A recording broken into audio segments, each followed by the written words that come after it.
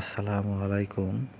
আজ আমরা আলোচনা করব বর্তমানে জনপ্রিয় একটি মুরগি, টার্কি মুরগির সম্পর্কে। আসুন ধারণা নেওয়া যাক টার্কি মুরগির সম্পর্কে এক নজরে কিছু কথা। আমরা অনেকেই জানি না টার্কি মুরগি কতদিন বয়সে ডিম দেয়। সাধারণত একটি টার্কি মুরগি 6 মাস পর থেকে ডিম দিয়ে থাকে এবং এরা বছরে 80 থেকে 100টি এবং কিছু কিছু টার্কির জাত আছে ওগুলো 100 থেকে 120টি পর্যন্ত ডিম দিয়ে থাকে। মহিলা টার্কিগুলোর চাইতে পুরুষ টার্কির উচ্চতা এবং ওজন দুটি বেশি হয়ে থাকে।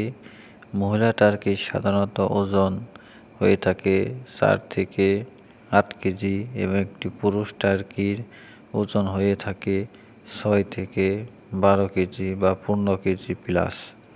20 সপ্তাহে একটি পুরুষ টার্কি মুরগির ওজন হয়ে থাকে 6 থেকে 8 কেজি এবং একটি মহিলা টার্কি মুরগির 20 সপ্তাহে ওজন হয়ে থাকে 3 থেকে 4 কেজি। 14 থেকে 15 সপ্তাহের পুরুষ পাখি বাজারজাতকরণের সঠিক সময় এবং একটি মহিলা পাখির 9 থেকে 13 সপ্তাহে সঠিক সময় হয়ে থাকে।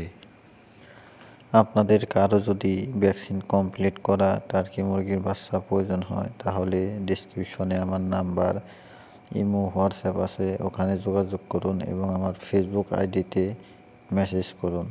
ধন্যবাদ আপনাদের সকলকে, ভালো থাকবেন।